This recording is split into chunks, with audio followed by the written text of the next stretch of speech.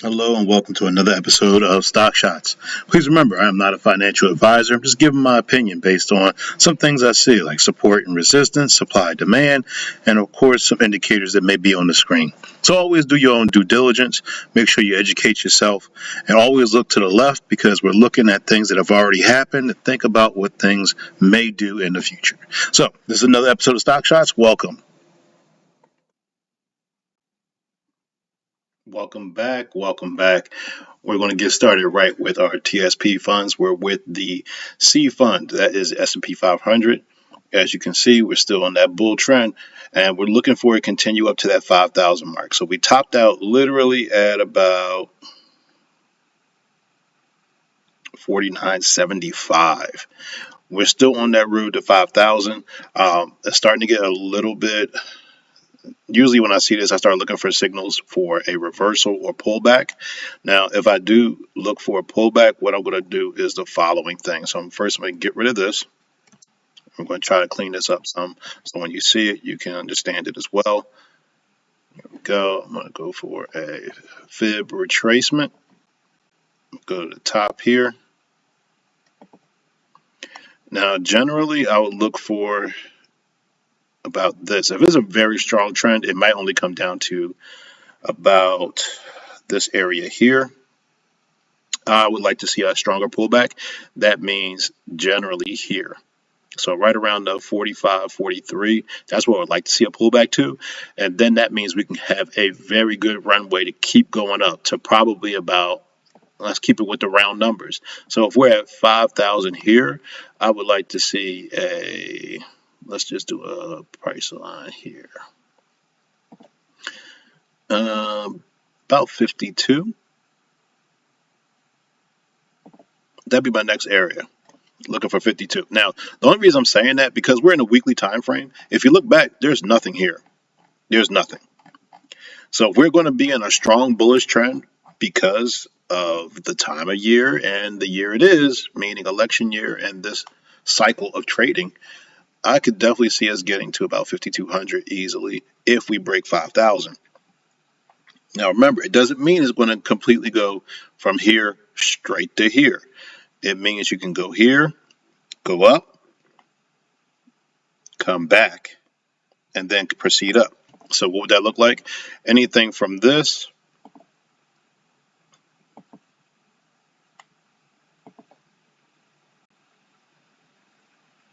to this.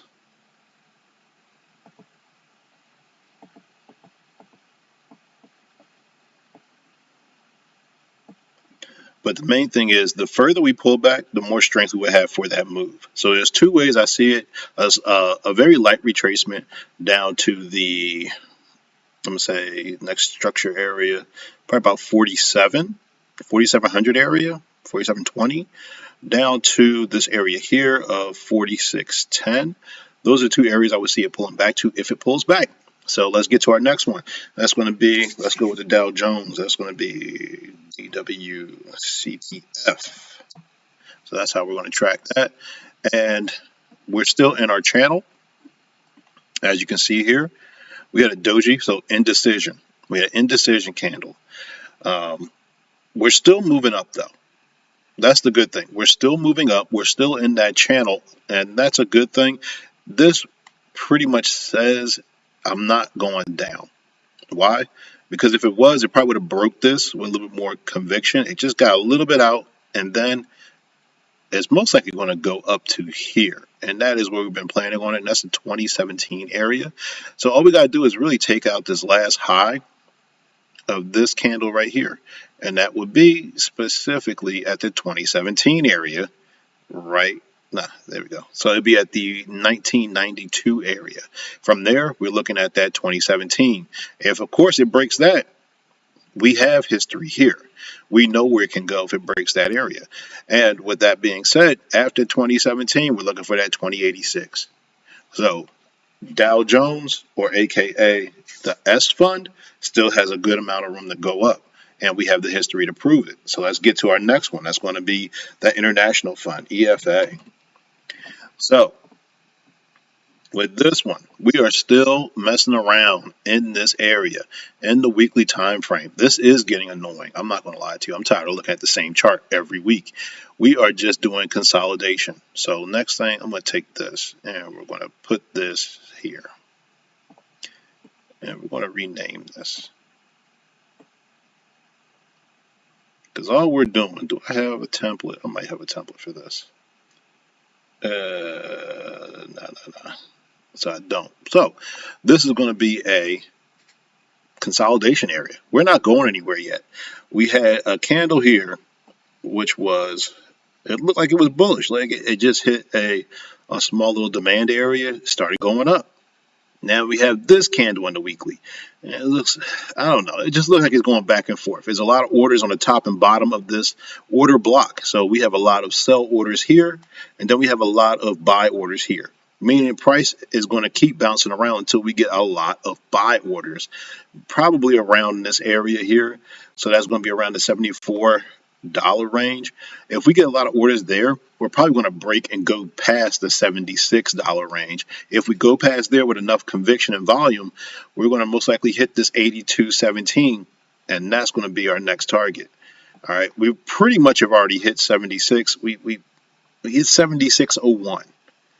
All right, at the tip of that candle for this week. So the tip of this candle, it was $76.01. So we hit that area, but we need more volume. If you notice, the volume here is still high.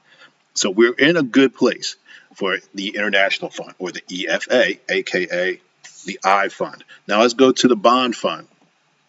Now this is the AGG, aka the F Fund.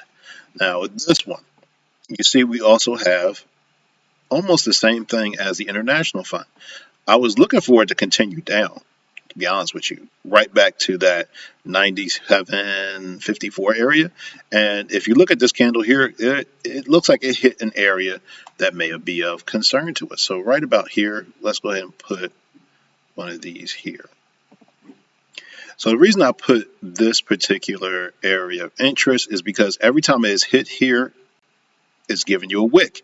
So there are a lot of orders there that want to be filled for sells. And if you look over here to this area, the reason I drew it is specifically because of this area. It was an area of support over here where these candles are back in May and April of 2023. Now we're back up here. We're doing the same thing, rejection. So this is somewhere we have to keep looking. Now what we can do, maybe to make it a little bit easier for ourselves to see things, let's do a channel. Now, the only thing with this, if you look at a channel, we're out of the channel. So now we're out of this channel. It looks like we have a rejection candle.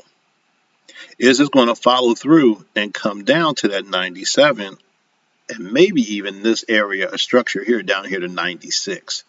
So if this pattern hopefully plays out the way it does, and this is not bad for our stocks, this is good for our TSP. If the bonds go down, money's going to be flowing into the stock market, which is good for us. So we got here, of course, $97.50. If it breaks that with some good volume to the downside, that'll take us to the $96 range and 47 cents. So if that keeps going the way it's going, we might see some pushes in our C fund and S fund, and of course in that international fund. So the one I want to look at the most is, of course, the S fund. That usually gives a good payout, and so does the I fund, the international. So that's what we got this week for Stock Shots on the TSP Funds. Thanks for watching. We'll see you next week.